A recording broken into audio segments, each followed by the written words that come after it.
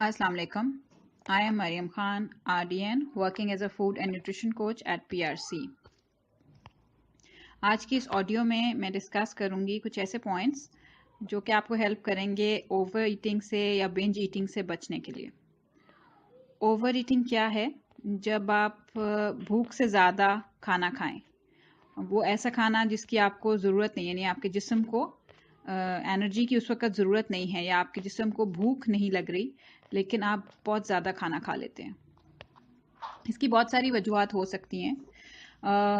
भूख मिटाने के लिए नहीं की जाती ओवर ईटिंग। ओवर ईटिंग या तो स्ट्रेस की कंडीशन में की जाती है, आप बहुत स्ट्रेसफुल हैं, बहुत एंग्शियस हैं, एंग्जाइटी हो रही है, या फिर कुछ ऐसे हार्मोनल इश्यूज हैं आपको जो कि आपकी एपेटाइट को इंक्रीज कर रहे हैं, या फिर बहुत से लोग ऐसे हैं जो कि नींद का साइकिल जिनका अच्छा नहीं होता, नींद पूरी नहीं हो रही होती, तो फिर वो भी ओवर ईट करते हैं। इसके अलावा भी और वजूहात हो सकती हैं, ये कुछ जनरल वजूहात हैं। कुछ लोग सिर्फ एक तरह का खाना ओवर ईटिंग के दौरान खाते हैं, यानी बहुत स्पेसिफिक फूड्स के ऊपर वो बिंज ईटिंग करते हैं।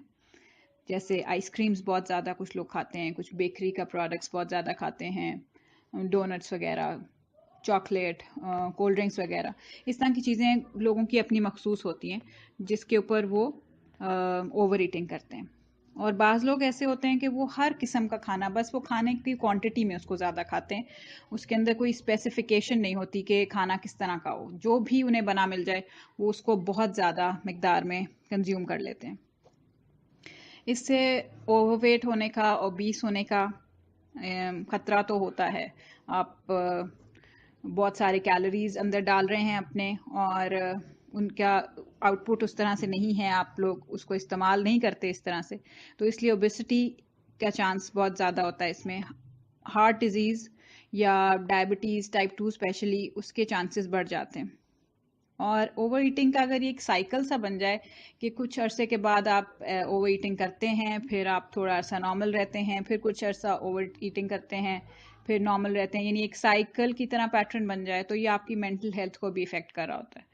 बिकॉज वो ओवर ईटिंग करना, जो अगर आप स्ट्रेस की कंडीशन में कर रहे हैं, तो वो बहुत सारा आपको गिल्ट दे जाता है और आप बहुत ज़्यादा उसकी वजह से परेशान रहते हैं, और आपको ऐसे लगता है कि ये बहुत बड़ी गलती हो गई है, और अब उसकी वजह से जहन में और नेगेटिव सोचें आना शुरू हो जाती हैं, आप अपने लिए बुरी बातें सोच रहे होते हैं।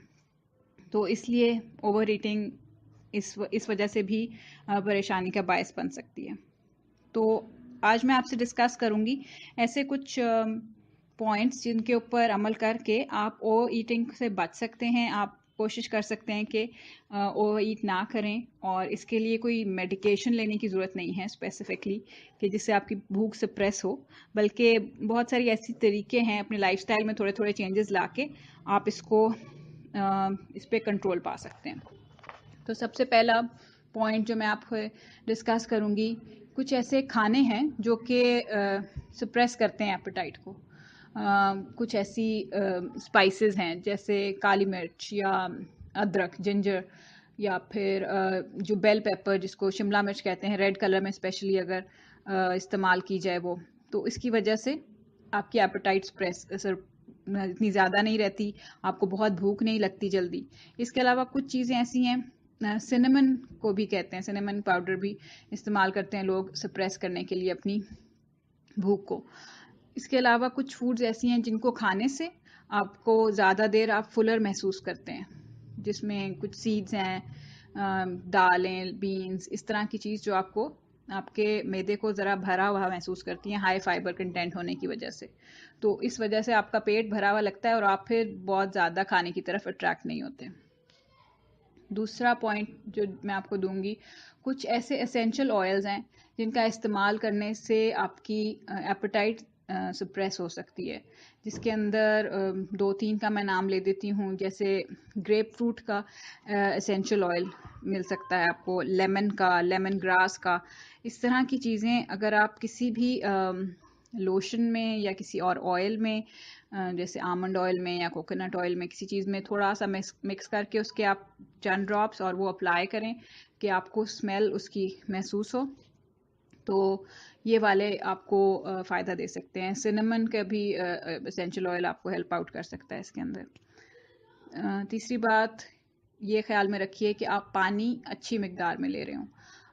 पानी बाज़ दफ़ा हमारे जिस्म को पानी की इतनी तलब हो रही होती है और लोगों को समझ नहीं आ रही होती, और वो भूख समझ के उसके ऊपर खाना खा रहे होते हैं। पानी पीने की वजह से वैसे भी आपका मैदा थोड़ा फिल्ड रहता है। अगर जो लोग इससे बचना चाह रहे होते हैं कि बहुत ज़्यादा खाना ना खा लें एक टाइम पे हम बैठ के, तो आप उससे आधा घंटा पहले खाने से या 15-20 मिनट पहले पानी का ग्लास भर के पी लें। उसकी वजह से आपकी एपेटाइट कम हो जाती है। वैसे भी दिन भर में एक अच्छी क्वांटिटी पानी की लेना आपकी सेहत को अच्छा रखेगा, आपके जिस्म को हाइड्रेटेड रखेगा, आपके ब्रेन को एक्टिव रखेगा, और वो अच्छे सिग्नल्स आपके लिए प्रोड्यूस कर सकेगा कि आपकी पेट भरा हुआ है या नहीं, क्योंकि ब्रेन बहुत जल्दी इफ़ेक्ट होता है अगर हम डिहाइड्रेटेड हों तो। चौथा पॉइंट ये है कि आप अपनी स्ट्रेस ट्रिगर्स को देखिए। क्या चीज़ आपको स्ट्रेस करती है? क्या चीज़ जब आपको स्ट्रेस आता है और आप उसको करने के लिए, ओवरकम करने के लिए बहुत ओवर ईट करते हैं, तो फिर आपको बेस पकड़नी है, नहीं वो स्ट्रेस वो क्या है, आपने उसके ऊपर काम करना है। अपने स्ट्रेस को रिलीव करने का तरीका सीखिए, उसके बारे में जानिए कि कैसे रिड्यूस कर सकते हैं आप अपने स्ट्रेस को। उसके लिए कुछ ऐसी एक्टिविटीज़ हो सकती हैं, कुछ अपनी माइंडफुलनेस सीखिए, कुछ ब्रीदिंग एक्सरसाइजेस करना सीखिए, जिसकी वजह से आपको अपने स्ट्रेस को रिलीज़ करने के लिए, और स्ट्रेस के कंडीशन में आपको वो पता हो कि मुझे अब ये स्ट्रेस है और मुझे इसको ऐसे हैंडल करना है, ना कि खाना खा के हैंडल करना है। कुछ अच्छी एक्टिविटीज़, कुछ हॉबीज़, उसमें अपने आप को इन्वॉल्व कीजिए। कुछ अपने पास ऐसी एक्टिविटी रखिए जिसमें आप मसरूफ़ रहें या आपको कुछ काम करने को हो, ताकि आप फारिग रहते वक्त आपका दिमाग सिर्फ खाने की तरफ ना जाए। तो अच्छी एक्टिविटीज़ अपने इर्द गिर्द उनकी चीज़ें प्रेजेंट रखिए, ताकि जो चीज़ आपकी पसंद की है वो आपको अट्रैक्ट कर ले उस वक्त। रात की नींद जो है वो बहुत इम्पॉर्टेंट है। आजकल लोगों का पैटर्न बहुत जल्दी नहीं सोते और सुबह देर तक सोते रहते हैं, या दिन के टाइम पे ज़्यादा सो लेते हैं और रात सारी जाग के गुजार रहे होते हैं। ये बहुत नॉर्मल पैटर्न बन गया हुआ है, लेकिन रात की कॉन्टीन्यूस नींद जो है वो हमारी सेहत के लिए बहुत अच्छी है। और अगर आप अपनी 7 से 8 घंटे की नींद अच्छे तरीके से पूरी करते हैं, आपका जहन बहुत अच्छे से फंक्शन कर रहा होता है, आपका मेटाबॉलिज्म अच्छे तरीके से फंक्शन कर रहा होता है, आपके स्ट्रेस लेवल्स बहुत कम रहते हैं। इसकी वजह से आप ओवर ईटिंग नहीं करते। बहुत सारी रिसर्चेज ऐसी की गई हैं जो कि इस बात को साबित करती हैं कि अगर जितना अच्छा आपका स्लीप पैटर्न होगा, उतने ओवर ईटिंग चांसेस कम हैं, और जितना लैक ऑफ स्लीप होगा उतना ज़्यादा आपके बॉडी में ऐसे हार्मोन्स रिलीज होते हैं जो कि आपको स्ट्रेस देते हैं, जो कि आपको भूखा होने का एहसास देते हैं, और आप बहुत ज़्यादा खाने की तरफ अट्रैक्ट होते हैं। इसके लिए आप रात में अगर अच्छी नींद नहीं आती तो कुछ ऐसी प्रैक्टिसेस अपनाइए जिससे अच्छी नींद आए। नहा लिया करें गर्म पानी से सोने से पहले, या फिर कुछ अच्छी रीडिंग कर लीजिए, बुक रीडिंग, ना कि आप लैपटॉप पे या मोबाइल्स पे। कुछ इलेक्ट्रॉनिक्स को थोड़ी देर सोने से आधा घंटा घंटा भर पहले आप छोड़ दीजिए उनको, ताकि वो जो लाइट हमारी आंखों में जाती है वो हमारे उसको मसला डाल रही होती है हमारे सेंसर्स को, जो कि स्लीप हार्मोन्स रिलीज कर रहे होते हैं। तो आप इस तरह के अपने लिए अपने हिसाब से चीज़ें ढूंढिए जो आपकी नींद को बेहतर कर सकें। इसके अलावा खाने को स्किप करना, यानी मील्स, अक्सर लोगों का ख्याल होता है हमें वज़न लूज़ करना है तो हमें कितने कितने अरसे के लिए भूखा रहना है, यानी कभी खा लिया और कभी कितने अरसे के बाद फिर जाके खाया, यानी मील स्किप करते जाते हैं बीच में से, और उनका ये ख्याल हो रहा होता है कि इससे वज़न कम हो रहा है। लेकिन उसमें ये होता है कि आपकी बॉडी एक स्टार्वेशन के मोड पे चली जाती है, और उसको ये लग रहा होता है कि अब बस खाना मिलना नहीं, क्योंकि एक रूटीन समझ नहीं आ रही होती है आपके ब्रेन को कि क्या फूड इनटेक का क्या रूटीन है। अगर कुछ सेट रूटीन रहता है तो बेशक आप ट्वाइस भी खा रहे हैं पूरे दिन में तो मसला नहीं रहता, लेकिन अगर आप बहुत जर्क्स देते हैं अपने ब्रेन को इस सेंस में कि उसे पता ही नहीं है कि अगला खाना कब मिलना है, तो वो स्टार्वेशन मोड में सब कुछ सिक्योर कर रहा होता है, और जिस वक्त ही उसको खाना नज़र आता है वो ऐसे आपको सिग्नल देता है कि बस सब कुछ खा लिया जाए, और फिर इस तरह के लोग बहुत ज़्यादा ओवर ईटिंग में इंडल्ज होते हैं।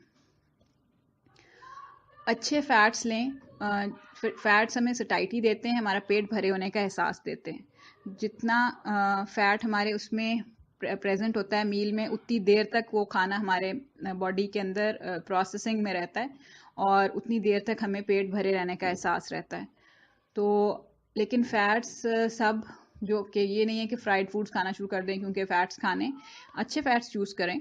अच्छे फैट्स हो सकते हैं नट्स में, सीड्स में, फ़िश में, ऑयली फ़िश जैसे उसमें हो सकते हैं, ऑलिव्स ले सकते हैं, कोकोनट ऑयल है, कुछ भी, ऑलिव ऑयल ले सकते हैं, कुछ भी ऐसी चीज़ जो कि गुड फैट्स के अंदर कंसिडर की जाती है। आप उसको अपनी डाइट का हिस्सा ज़रूर बनाएं।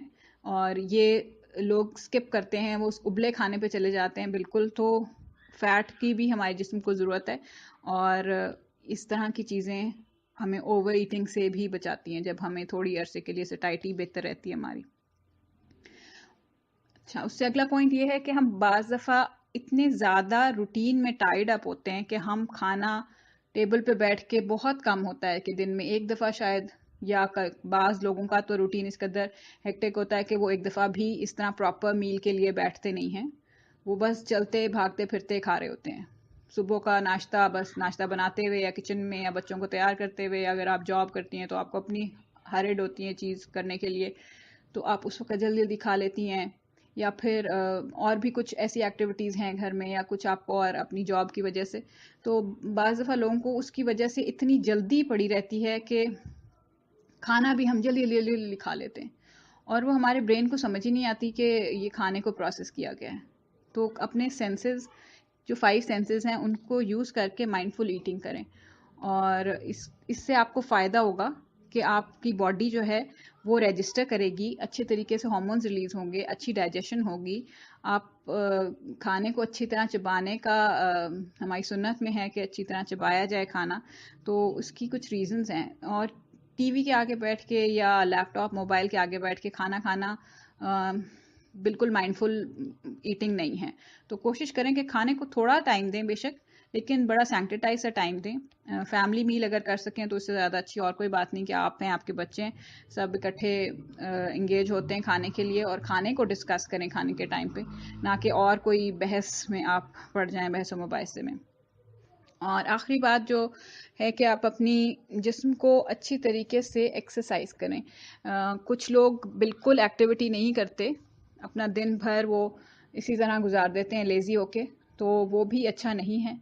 और ये चीज़ें थोड़ी सी अपनी बॉडी को ऐसी एक्सरसाइज दें जिसकी वजह से उसके अंदर अच्छे हार्मोन्स रिलीज़ होंगे, जो कि आपके स्ट्रेस को वर्कआउट करने में हेल्प कर रहे होते हैं।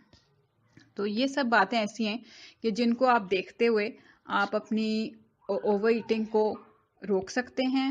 आप ये पॉइंटर्स यूज़ करके ओवर ईटिंग से बच सकते हैं, और मुझे उम्मीद है कि आपको इसमें से कुछ ना कुछ फ़ायदे का ज़रूर लगा होगा। ज़रूर अपना फ़ीडबैक दीजिएगा, हमें अच्छा लगेगा जान के कि आपके लिए कितनी फ़ायदेमंद रही, और ज़रूर इसको शेयर कीजिएगा इन्फॉर्मेशन को दूसरे लोगों के साथ भी। शुक्रिया।